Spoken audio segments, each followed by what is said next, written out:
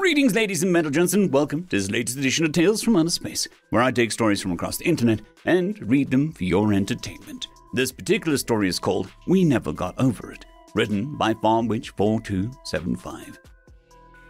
The delegation sat quietly in the room, all staring in deep wonder at the sight of the closed door in front of them. The air around them pungent with the stench of impatience, fear, and frustration. Everything was riding on what was going on now. What was happening behind that door? This nonsense had carried on for far too long. We looked up at the sight of the board next to the door displaying a single message. 59.885 seconds. A simple amount of time that has haunted and humiliated us for over a decade now. Every time we challenged it, and every time we fail. We haven't even come close to that time frame. In fact, the fastest time that we've ever had was 3 hours, 22 minutes, 8 seconds.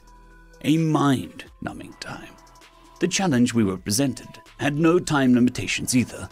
But the humans, those damn terrifying humans, had put it there to taunt us. I sat in my seat considering the reasons we were here. As the Varklakian delegate held his head high, though it had been 3.5 hours, he was more boisterously certain of himself than ever before. For nearly a century, humanity had terrified and awed the galaxy in equal measure. Their warship fleets, ever expanding in size and scope, defied and decimated the power-hungry masses of emperors and warlords. The scope of the economy drowning the galaxy in debt, then promptly flooding it with more wealth than we knew what to do with in short order.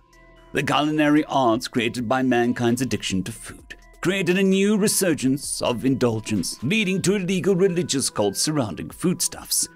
The worst of them, the so-called children of sea. Human military technology, not only far surpassing us by sheer absurdity, but sheer volume of arms, with human manufacturing being so far above the galaxy, it beggars belief. We, the Galactic Council, had grown terrified of human expansion.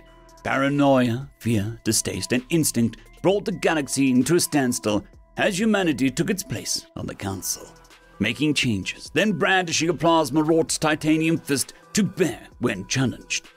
Although humans were more a boon than anything, we all agreed in equal measure they had to go. At the very least, we would be happy if they left us alone. And so, after months of petitions, challenges, and lawsuits, all of which they flawlessly won, they presented us with a challenge. Tired of the constant badgering, as they called it, humanity presented the galaxy with a simple challenge. If they managed to complete it without raging, humanity would withdraw, isolate, and disappear. We feared humans, but we knew that they were as good as their word. We failed. Every damn time.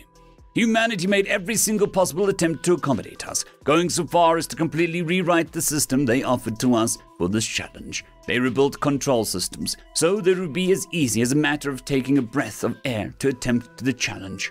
I myself attempted the challenge dozens of times. After 6 hours of it, I could stand no more, throwing chairs and breaking windows, even going so far as to, in a blind hate-fueled rage, injure one of my podlings. My brood wife has yet to forgive me for that incident. A scene I knew to be spread many times across the galaxy, 100 times over. Every time thus far, it had ended the same way. My train of thought is cut short by a door loudly being bashed open, followed by a cacophony of human-focused racial slurs mixed with a frustrated question and a litany of hastily gasped curses and swear words. Every time in a different tongue, but always the same general feeling of intense frustration and anger. He lasted longer than I thought. He is a Dagthorian, a race of strong car-sized crab-like people that serve as the bulk of the Council's military ground forces and shock troops. And he was wailing like a petulant child, while humanity's so-called legionaries carry him squirming like a live dinner platter out of the room with smiles on their faces. They all wear helmets. I cannot see their faces, but I know they are all smiling.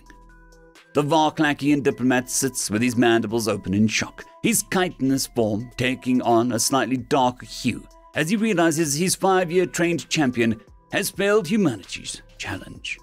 He sniffles, then crashes to the door, bawling like a newborn podling. bashing his claws against the floor. They allowed us every grace they could think of. They allowed us to leave the room to go somewhere quiet and enjoy a beverage. They allowed us to enjoy a clutch of any food we wanted, in any amount we wanted. Anything we could possibly ask to do to finish the challenge. Any cheat that we could find. Any edge we could get. No matter what.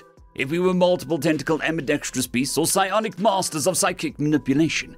Anything. They always accommodated us in every way they could. Even going so far as to strain resources to create new technologies to do it. And we failed. Every goddamned time.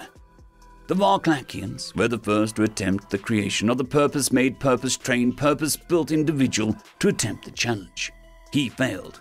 The human ambassador stepped forward, his smug smirk ever present, approached us and chuckled as we looked at him in despair. Well, we got as far as the radio tower, further than any, but a little accident let him fall, bounce off the snowman, then way back down to the very start. If he hadn't panicked, he might have saved it, but alas, once again, it is a failure. He chuckled again and walked away, closing proceedings for the day, leaving us all groaning in despair. The challenge left us all broken yet again. All we had to do was not rage, not get angry, not throw chairs, not threaten genocide, not try to destroy the office out of sheer blistering frustration-fueled hatred. But each time, we failed. What is this challenge? Play a simple video game made by a developer centuries ago. We don't even have to finish it. We just need to go through a single session playing this game without becoming irate or stressed. All we have to do is play it and stay calm, and we can be rid of them once for all. We have tried time and time again. For over a decade, each week, sometimes multiple days in a row, a new challenger would attempt it. And for a decade, each time, it ended the same way. Broken furniture, shattered monitors, destroyed hardware, threats of murder, violence. All within the same few minutes, as a gaggle of hastily gasped curse words, desperate prayers, and an endless litany of imaginary racial slurs. Every single time.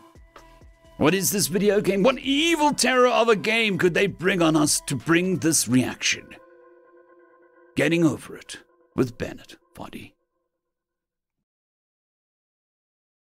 Story number 2. Going Medieval, written by WegianWarrior. The door dilated, then contracted again. There was a tiny patter of soft feet rushing up to me as I half read the information flashing across the screens on the armory wall, half paid attention to the contents of my locker. Friend Josh? I looked at my companion. The normally easygoing Umai was looking distressed. Her normally sleek tail stood out like a bottle brush. Yes, Miss Kawaii. She winced slightly at my mispronunciation of her name, wrapping her upper pair of arms around a standard-issue sonic rifle. Her secondary pair of eyes scanned the screens as she looked at me as I pulled my special gear out of my private locker. Friend Josh, why are you putting on metal clothing? Why have you not armed yourself from the armory? I gave her a crooked smile, remembering in time not to show teeth. Miss Kawaii, the captain has requested that we prepare to repel boarders. Yes, but you should. I sat down and started to adjust the buckles.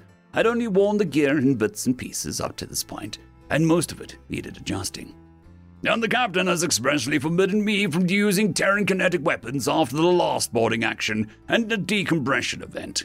Yes, but there is plenty. And, frankly, I do find xeno-weaponry to be a bit underwhelming.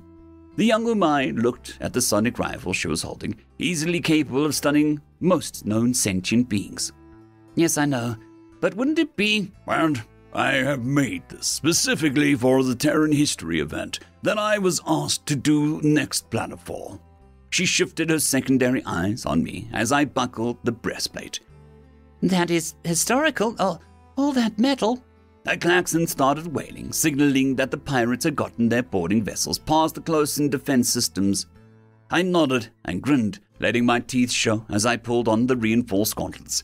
Yes, as it is as historically accurate as I could make it. Variations of this was used for several thousand cycles on Terra, long before we climbed out of the gravity well. The young Umai looked curious despite the wailing klaxon. Really, friend Josh, but it is primitive, yes? It may look primitive, but this pattern is often considered one of the most highly developed versions of the style combat suit. But friend Josh, why are you wearing that when there are several modern Terran standard ablative combat suits in the armory? Because, dear Miss Kauai, I said as I lowered the replicate giant helm onto my padded head and reached for my morning star, it is time to go medieval on their asses. End of story.